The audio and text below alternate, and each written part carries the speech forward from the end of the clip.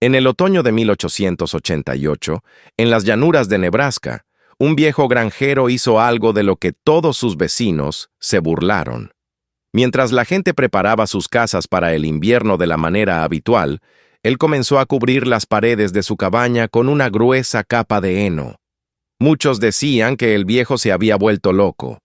Pero cuando llegó la tormenta invernal más fría de los últimos 50 años, las casas comunes empezaron a congelarse, la leña comenzó a agotarse y el frío se metía por todas partes.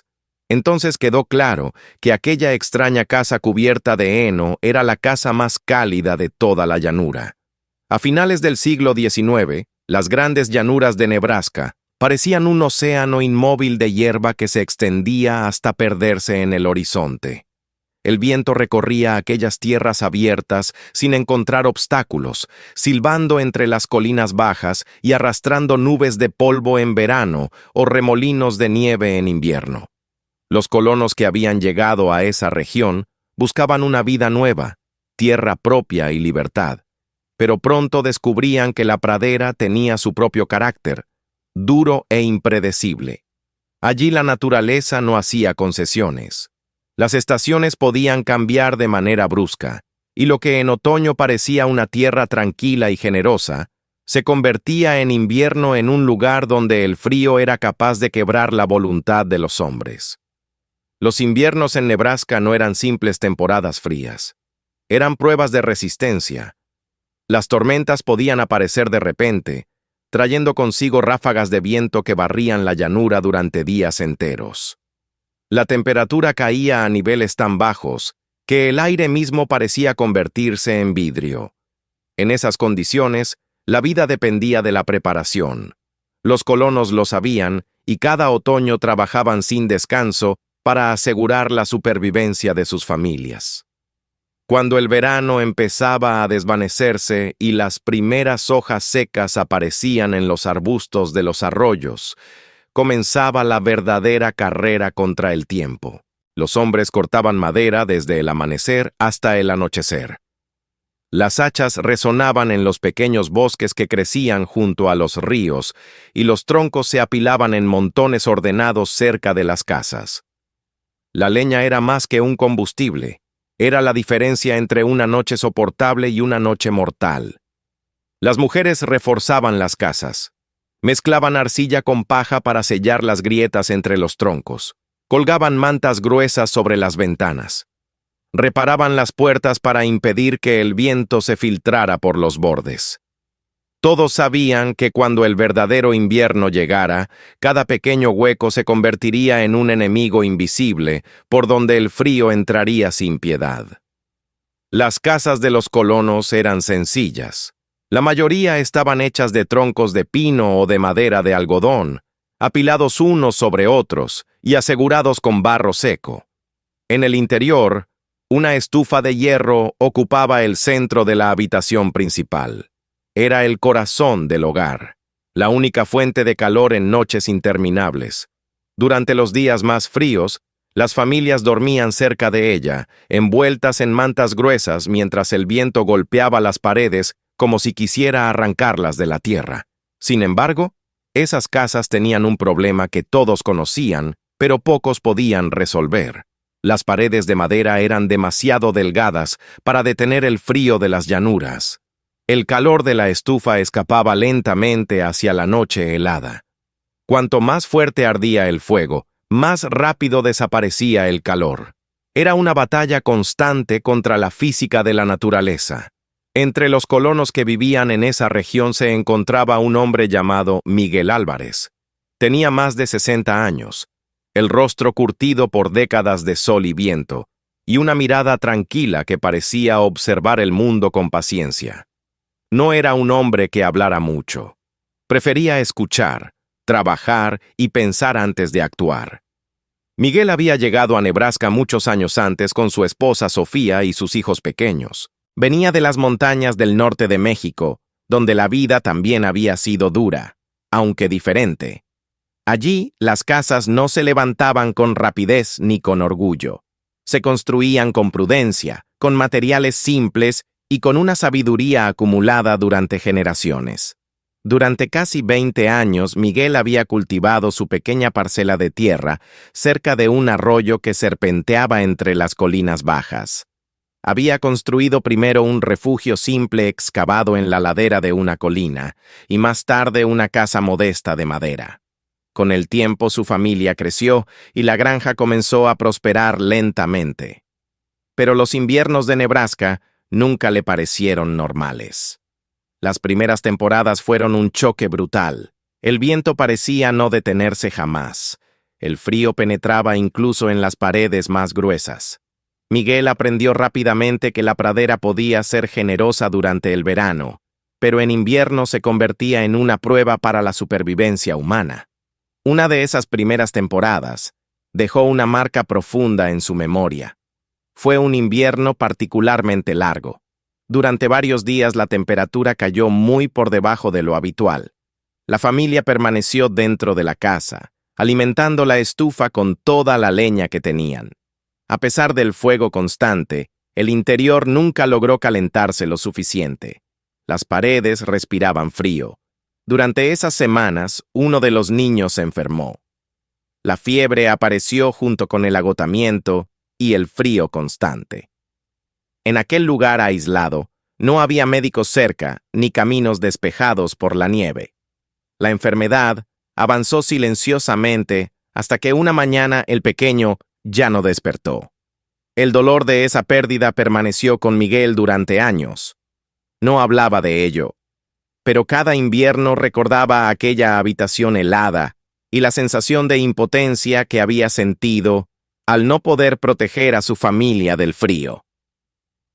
Fue ese recuerdo el que volvió a su mente en el otoño de 1888. Los días comenzaban a acortarse y las noches se volvían frías. Como todos los colonos, Miguel estaba preparando su granja para el invierno. Pero mientras sus vecinos cortaban madera y reparaban las paredes de sus casas, él empezó a pensar en algo distinto. Recordó las montañas donde había crecido. Recordó las casas humildes de su infancia. No eran hermosas ni elegantes, pero tenían una característica que las hacía especiales. Sus paredes eran gruesas, hechas de tierra, piedras y hierba prensada. En los inviernos de aquellas montañas, esas casas permanecían sorprendentemente cálidas. Su abuelo solía decir que el calor no se escapa cuando encuentra paredes lo suficientemente gruesas para detenerlo. También le había enseñado que las piedras podían guardar el calor del fuego durante horas, liberándolo lentamente cuando el fuego se apagaba. Esos recuerdos comenzaron a tomar forma en la mente de Miguel. A finales de septiembre comenzó a recolectar hierba de la pradera. No pequeñas cantidades, sino montones enteros. Cortaba los tallos antes de que las semillas maduraran completamente, cuando la fibra todavía era flexible y resistente. La dejaba secar durante unos días y luego la transportaba en carretas hasta su casa. Al principio, nadie prestó demasiada atención. Los colonos estaban acostumbrados a ver grandes pilas de heno en las granjas, pero pronto quedó claro que Miguel no estaba almacenando esa hierba para los animales. Estaba construyendo algo. Primero clavó postes de madera alrededor de las paredes de su casa, formando un marco exterior separado del muro principal. Luego comenzó a llenar el espacio entre la casa y el nuevo marco con capas de hierba seca. Cada capa era presionada con fuerza, compactada hasta volverse casi sólida. Después la ataba con ramas flexibles de sauce que traía del arroyo cercano. Las ramas verdes se encogían al secarse, comprimiendo aún más la estructura. Con cada día que pasaba, el muro de hierba se volvía más grueso. Los vecinos comenzaron a detenerse en el camino para observar el trabajo. Algunos miraban con curiosidad, otros con evidente diversión. Desde lejos la casa parecía envuelta en un enorme abrigo vegetal. La gente comenzó a comentar la situación en el pequeño almacén del pueblo cercano. Algunos decían que el viejo Miguel estaba perdiendo el juicio. Otros aseguraban que aquella hierba se llenaría de ratones antes de que llegara diciembre. A pesar de las bromas, Miguel continuó trabajando sin prisa pero sin detenerse. Cuando terminó de cubrir todas las paredes, el aislamiento tenía casi medio metro de grosor, pero aún no había terminado. En los días siguientes comenzó a excavar una zanja profunda alrededor de toda la casa. Era un trabajo pesado para un hombre de su edad, pero Miguel lo realizó con la paciencia de alguien que sabía exactamente lo que hacía. Cuando la zanja estuvo lista, empezó a llenarla con grandes piedras redondeadas que recogía del lecho del arroyo. Una por una, las transportó en su carreta hasta la casa. Miles de kilos de piedra quedaron enterrados alrededor de la estructura. Las ventanas también recibieron atención especial. Miguel construyó contraventanas exteriores y las rellenó con capas compactas de hierba seca.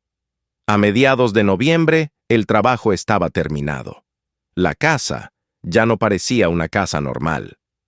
Las paredes estaban ocultas bajo una gruesa capa de hierba comprimida que llegaba casi hasta el borde del techo. Desde lejos parecía un extraño montículo dorado en medio de la pradera. Para muchos vecinos aquello era simplemente una locura. Pero el invierno comenzó de manera inesperada. Diciembre llegó con temperaturas suaves. El viento soplaba desde el sur, y durante varios días el aire permaneció sorprendentemente templado. Algunos colonos incluso comentaban que tal vez ese año el invierno sería fácil. Las bromas sobre la casa de Miguel se hicieron más frecuentes. Sin embargo, él observaba el cielo con atención. Había algo extraño en el comportamiento de los animales. Algunas bandadas de aves cambiaban su dirección de vuelo. Las gallinas de su granja buscaban refugio en lugares inusuales, agrupándose cerca de las paredes protegidas del viento. El aire se volvió extrañamente silencioso en los últimos días de diciembre. Un silencio pesado que parecía cubrir toda la llanura. Miguel no podía explicar exactamente por qué, pero sentía que aquella calma era solo el preludio de algo mucho más duro. Mientras sus vecinos confiaban en que el invierno sería benigno, él observaba el horizonte gris y comprendía que la verdadera prueba aún no había comenzado. Los últimos días de diciembre transcurrieron con una calma que parecía casi antinatural. El viento, que normalmente recorría las llanuras sin descanso, se había debilitado hasta convertirse en una brisa apenas perceptible. El cielo permanecía cubierto por una capa uniforme de nubes grises que no se movían, como si el aire mismo estuviera conteniendo la respiración. Muchos colonos tomaron aquella quietud como una señal de que el invierno sería indulgente ese año. Las conversaciones en el pequeño almacén del camino se llenaron de bromas sobre la suerte que habían tenido. Algunos incluso comenzaron a usar menos leña de lo habitual, convencidos de que el frío no sería tan severo como en temporadas anteriores. Miguel Álvarez observaba aquel mismo cielo con una inquietud creciente. Había vivido demasiados inviernos como para confiar en una calma tan prolongada. La naturaleza rara vez se comportaba de forma caprichosa. Cuando algo parecía fuera de lugar, casi siempre significaba que algo más grande estaba por llegar. Durante varios días, recorrió su terreno con atención, mirando el horizonte, escuchando el silencio del viento y observando a los animales.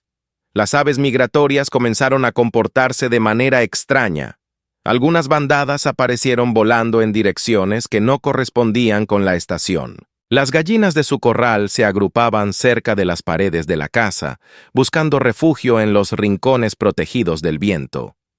Incluso el ganado parecía inquieto, permaneciendo más tiempo en las zonas bajas del terreno, donde el aire era menos fuerte. El primer cambio llegó en los primeros días de enero. Una mañana el aire amaneció más frío de lo habitual. No era un descenso dramático, pero lo suficiente para que los colonos notaran la diferencia. El viento cambió de dirección y comenzó a soplar desde el noroeste, trayendo consigo un frío seco que se extendía por la pradera como una advertencia silenciosa. Durante el día la temperatura siguió cayendo lentamente. Las nubes se volvieron más densas y el cielo adquirió un tono más oscuro. Por la tarde aparecieron los primeros copos de nieve, ligeros al principio, casi delicados, flotando en el aire sin prisa. Pero la calma duró poco. A medida que avanzaba la noche, el viento comenzó a fortalecerse. Lo que había empezado como una simple nevada se transformó en una tormenta que crecía con cada hora. El viento empujaba la nieve horizontalmente, arrastrándola por el suelo en largas corrientes blancas que se deslizaban entre las casas y los corrales. Para la mañana siguiente la tormenta ya dominaba la llanura. Las ráfagas de viento golpeaban las casas con una fuerza constante. La nieve se acumulaba contra las puertas y las ventanas. Los caminos desaparecieron bajo una capa cada vez más gruesa de hielo y polvo blanco. La temperatura siguió cayendo. Primero por debajo de cero, luego mucho más abajo. El frío se volvió brutal. El aire helado parecía penetrar en todo lo que tocaba. Los árboles se cubrieron de escarcha. Los pocos arroyos que aún corrían comenzaron a congelarse desde las orillas hacia el centro. Incluso los sonidos cambiaron. El viento ya no silbaba, rugía. Las familias de los colonos se encerraron dentro de sus casas, alimentando las estufas con toda la leña disponible. El fuego ardía día y noche, pero el calor desaparecía con rapidez. Las paredes de madera no podían contener la fuerza del frío que presionaba desde el exterior. Las ráfagas encontraban grietas invisibles entre los troncos. El aire helado se filtraba lentamente dentro de las habitaciones. Incluso con el fuego encendido, la temperatura en muchas casas apenas superaba el punto de congelación. Las estufas devoraban la leña con una rapidez alarmante. En algunas casas los colonos comenzaron a quemar más combustible en un solo día del que normalmente utilizaban en una semana. Pero el frío era implacable. Cuanto más fuerte ardía el fuego, más calor escapaba hacia la noche helada. En los establos la situación era aún peor. El ganado comenzó a sufrir las consecuencias del frío extremo. Algunos animales se agrupaban tratando de conservar calor, pero el viento penetraba en los corrales abiertos. Varias vacas fueron encontradas congeladas cerca de las cercas, incapaces de resistir la combinación de viento y temperatura. Las gallinas también comenzaron a morir en sus gallineros. El hielo se formaba incluso dentro de los bebederos. La tormenta no parecía tener fin. Los caminos desaparecieron completamente bajo los montículos de nieve. La visibilidad se redujo a pocos metros. Nadie podía viajar ni pedir ayuda. Cada familia quedó aislada dentro de su propio refugio, luchando contra el frío con los recursos que tenía. Mientras tanto, la casa de Miguel Álvarez vivía una realidad completamente diferente. Las gruesas capas de hierba prensada alrededor de las paredes funcionaban como una barrera casi impenetrable para el viento. El aire frío no encontraba huecos por donde entrar. La hierba compactada atrapaba millones de pequeñas bolsas de aire inmóvil, creando una capa de aislamiento natural que ralentizaba la pérdida de calor. Dentro de la casa la temperatura descendía lentamente, pero nunca de forma brusca. Las piedras enterradas alrededor de la base de la casa comenzaban a cumplir su función silenciosa. Durante los días anteriores habían absorbido el calor producido por la estufa. Ahora, mientras el fuego se apagaba lentamente durante la noche, aquellas piedras liberaban ese calor acumulado hacia el interior de la vivienda. El efecto era sorprendente. Incluso cuando la estufa no estaba encendida, el aire dentro de la casa se mantenía relativamente templado. Miguel solo necesitaba alimentar el fuego unas pocas horas por la mañana y por la tarde para mantener el calor estable. Mientras en otras casas los colonos temblaban cerca de las estufas, en la casa de Miguel, la familia podía moverse con relativa comodidad. No era un calor sofocante, pero era suficiente para vivir con normalidad. Durante los días más fríos, la diferencia entre el interior y el exterior se volvió dramática. Fuera, el viento levantaba nubes de nieve y el frío era capaz de congelar la piel expuesta en cuestión de minutos. Dentro de la casa, el aire seguía siendo habitable, estable y seco. La tormenta continuó empeorando. la temperatura cayó a niveles que pocos colonos recordaban haber experimentado. El frío era tan intenso que la nieve no se derretía ni siquiera cerca de las chimeneas. El hielo cubría las puertas y las ventanas desde el exterior. En muchas casas, la situación comenzó a volverse desesperada. Las reservas de leña disminuían con rapidez. Las familias se envolvían en mantas gruesas mientras permanecían sentadas junto a las estufas. Los niños lloraban por el frío. En algunos hogares, los colonos comenzaron a quemar muebles para mantener el fuego. Entre esos vecinos se encontraba Daniel Brooks, un granjero que vivía a menos de 1 milla de la casa de Miguel. Su cabaña de troncos había sido considerada una de las mejor construidas de la zona. Sin embargo, incluso allí el frío había logrado penetrar. El fuego en su estufa ardía constantemente, pero la habitación seguía helada. La respiración de la familia se convertía en pequeñas nubes de vapor dentro de la casa. Las paredes estaban cubiertas por una fina capa de escarcha. Las reservas de leña comenzaron a agotarse. Cada día, la situación se volvía más peligrosa. Finalmente, Daniel comprendió algo que nunca había querido admitir. Si la tormenta continuaba así, su familia no sobreviviría dentro de aquella casa. Recordó entonces la extraña construcción de Miguel Álvarez. Recordó las gruesas paredes de hierba que todos habían ridiculizado meses atrás. La decisión no fue fácil, pero la necesidad era más fuerte que el orgullo.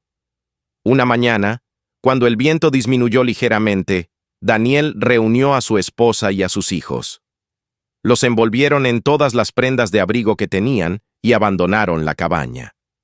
El camino hacia la casa de Miguel era corto en condiciones normales, pero en medio de la tormenta se convirtió en una travesía agotadora. La nieve llegaba hasta las rodillas en algunos lugares. El viento seguía golpeando con fuerza. Avanzaban lentamente, inclinándose contra las ráfagas que intentaban empujarlos hacia atrás. Cada paso requería esfuerzo. Finalmente, después de lo que pareció una eternidad, la silueta de la casa cubierta de hierba apareció entre la nieve. Daniel golpeó la puerta con manos entumecidas. Cuando la puerta se abrió, una corriente de aire cálido escapó hacia la tormenta. El interior de la casa estaba iluminado por la luz de una lámpara y el fuego tranquilo de la estufa. El contraste con el exterior era casi irreal. Miguel los recibió sin sorpresa ni reproches. Simplemente abrió la puerta y los dejó entrar. Durante los días siguientes, otras familias encontraron refugio allí. La casa que todos habían considerado una excentricidad se convirtió en el lugar más seguro en medio de la tormenta. Mientras la nieve seguía cayendo y el viento rugía sobre las llanuras, la estructura envuelta en hierba resistía en silencio, demostrando que la idea que muchos habían despreciado era, en realidad, la diferencia entre el sufrimiento y la supervivencia. La tormenta no terminó de inmediato. Durante varios días más, el viento siguió barriendo la pradera con ráfagas violentas, y la nieve continuó acumulándose alrededor de las casas y los corrales. Sin embargo, poco a poco la furia del invierno comenzó a perder fuerza. Las ráfagas se volvieron menos frecuentes, el cielo empezó a aclararse y el rugido constante del viento fue dando paso a un silencio profundo que cubrió las llanuras. Cuando finalmente amaneció un día sin tormenta, los colonos que habían sobrevivido al temporal comenzaron a salir lentamente de sus casas. El paisaje que encontraron era casi irreconocible. Las colinas suaves de la pradera estaban enterradas bajo enormes montículos de nieve endurecida por el viento. Los caminos habían desaparecido por completo. Las cercas apenas sobresalían de la superficie blanca, y muchos establos habían quedado parcialmente cubiertos por las ventiscas. La tormenta había cambiado la tierra.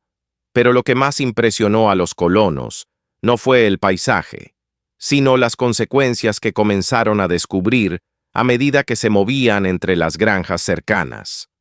Varias casas estaban completamente abandonadas. En algunas, las puertas permanecían abiertas y el interior estaba congelado, como si el invierno hubiera entrado para quedarse. En otras, los propietarios habían logrado escapar durante la tormenta y buscar refugio en lugares más seguros. Las pérdidas entre el ganado eran enormes. En muchos pastizales, los animales habían quedado atrapados por el viento y el frío extremo. Algunos habían muerto de pie, congelados en la misma posición en la que habían intentado resistir el temporal. Los corrales estaban silenciosos, y el sonido de los animales, que normalmente llenaba el aire de la granja, había desaparecido. A medida que los colonos recorrían la zona, comenzaron a comprender la magnitud de lo ocurrido. El invierno había sido más duro de lo que cualquiera podía recordar. No se trataba simplemente de un episodio de mal tiempo. Había sido una prueba brutal para toda la comunidad. En medio de aquel escenario devastado, la casa de Miguel Álvarez permanecía intacta.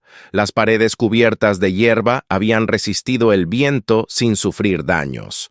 La nieve se había acumulado a su alrededor, pero la estructura seguía firme. Dentro, el ambiente seguía siendo relativamente cálido, incluso cuando la tormenta había alcanzado su punto más feroz. Las familias que se habían refugiado allí durante los días más difíciles comenzaron a regresar lentamente a sus propias casas cuando el tiempo lo permitió. Muchos de ellos lo hicieron con una mezcla de gratitud y asombro. Durante toda la tormenta, habían vivido en condiciones que parecían imposibles, comparadas con la realidad que existía fuera de aquellas paredes. Mientras otros luchaban por mantener el fuego encendido durante toda la noche, la casa de Miguel había conservado el calor durante horas. Mientras las estufas de las cabañas vecinas devoraban montones de leña, allí bastaban unas pocas cargas de combustible para mantener el interior habitable. Los colonos empezaron a hablar de ello. Al principio, las conversaciones surgieron entre quienes habían estado dentro de la casa durante la tormenta. Ellos sabían exactamente lo que había ocurrido. Habían sentido la diferencia con sus propios cuerpos. Sabían que el aislamiento de hierba prensada y las piedras enterradas alrededor de la base habían transformado completamente la manera en que la casa conservaba el calor. Pero pronto las historias comenzaron a extenderse más allá de ese pequeño grupo. Los granjeros que visitaban las propiedades cercanas escuchaban el relato una y otra vez. Algunos se acercaban a la casa de Miguel simplemente para verla con sus propios ojos. Caminaban alrededor de la estructura, tocaban las paredes cubiertas de hierba compactada y observaban la zanja de piedras que rodeaba la base de la construcción. Muchos recordaban claramente cómo se habían burlado de aquella idea unos meses antes. Ahora esas mismas personas examinaban cada detalle con atención. Miguel no se comportaba como alguien que hubiera ganado una discusión. Continuaba trabajando en su granja con la misma calma de siempre. Cuando alguien le preguntaba por la construcción, simplemente explicaba cómo había comprimido la hierba entre los marcos de madera y cómo las piedras ayudaban a retener el calor durante la noche. Para él no era un invento extraordinario, era una adaptación de conocimientos que había aprendido mucho tiempo atrás. A lo largo de los meses siguientes, varios granjeros comenzaron a aplicar los mismos principios en sus propias casas. Algunos añadieron capas de hierba prensada a las paredes existentes. Otros excavaron zanjas similares para colocar piedras alrededor de sus viviendas. En algunos casos, se mezclaron diferentes materiales, como tierra y hierba, para crear muros más gruesos. Cada invierno siguiente fue una oportunidad para comprobar los resultados. Las casas modificadas comenzaron a demostrar que la idea realmente funcionaba. Las familias necesitaban menos leña para mantener el calor. Las habitaciones permanecían más estables durante la noche. Incluso en los días más fríos, la diferencia en temperatura era evidente. Con el tiempo, el pequeño experimento de Miguel Álvarez se convirtió en un ejemplo para toda la región. Viajeros que pasaban por las llanuras escuchaban la historia y la llevaban a otras comunidades. Nuevos colonos que llegaban al territorio preguntaban por la casa cubierta de hierba que había resistido una de las peores tormentas de la memoria reciente. La fama de aquella construcción no creció como una leyenda exagerada, sino como un conocimiento práctico que la gente podía ver y comprobar. Los años pasaron lentamente, como suelen hacerlo en las grandes llanuras. Miguel envejeció junto a su casa. Su cabello se volvió completamente blanco y sus manos mostraban las marcas de décadas de trabajo en la tierra. Sin embargo, la estructura que había construido seguía cumpliendo su función cada invierno. Las capas de hierba prensada continuaban secas y firmes. Las piedras enterradas alrededor de la casa seguían acumulando calor durante el día y liberándolo durante la noche. El diseño que muchos habían considerado una locura se había convertido en un sistema simple y eficaz. En las tardes tranquilas de otoño, cuando el viento volvía a soplar sobre la pradera anunciando la llegada de otra temporada fría, algunos jóvenes granjeros visitaban a Miguel para escuchar su experiencia. Caminaban con él alrededor de la casa mientras el sol descendía lentamente sobre el horizonte dorado. El viejo agricultor les mostraba cómo elegir la hierba adecuada, cómo comprimirla correctamente y cómo asegurar las capas para evitar que el aire se moviera entre ellas. Les explicaba también la importancia de las piedras y de la forma en que el calor se almacena en los materiales sólidos. Pero más allá de las técnicas, lo que realmente transmitía era una forma de pensar. Les recordaba que muchas soluciones no nacen en los libros ni en las ciudades, sino en la experiencia acumulada por generaciones de personas que han tenido que sobrevivir en condiciones difíciles. Les hablaba de los viejos pueblos de montaña donde él había crecido, donde la gente aprendía observando la naturaleza y adaptando sus casas a las condiciones del lugar. Con el tiempo, la historia de la gran tormenta y de la casa cubierta de hierba se convirtió en parte de la memoria de la región. Los colonos que habían vivido aquel invierno nunca olvidaron lo cerca que habían estado de perderlo todo. Tampoco olvidaron la lección que aprendieron entonces, porque la diferencia entre las casas que habían sufrido y aquella que había resistido no había sido la riqueza ni los materiales costosos. Había sido la comprensión de cómo funciona el calor, de cómo se mueve el viento y de cómo los materiales simples pueden convertirse en protección cuando se utilizan con inteligencia. Muchos años después, cuando Miguel Álvarez ya era un anciano muy mayor, la pradera seguía extendiéndose silenciosa alrededor de su casa. En las tardes frías del otoño, se le podía ver caminando lentamente junto a su nieto, señalando la hierba de los campos y las piedras del arroyo cercano. El niño escuchaba con atención mientras el viejo agricultor le enseñaba lo que había aprendido a lo largo de su vida. No hablaba de inventos ni de logros extraordinarios. Solo hablaba de recordar lo que otros habían descubierto antes. Recordar que la naturaleza siempre enseña a quienes están dispuestos a observarla. Y recordar que en las noches más frías del invierno, cuando el viento sopla con toda su fuerza sobre las llanuras, la sabiduría del pasado puede ser la diferencia entre el sufrimiento y la vida. Si te gustó esta historia, asegúrate de apoyar el canal. Suscríbete ahora mismo para no perderte nuevas historias sorprendentes sobre personas que lograron cambiar su destino y descubrir oportunidades increíbles donde otros solo veían dificultades. Dale me gusta a este video. Así ayudas a que más personas puedan ver esta historia.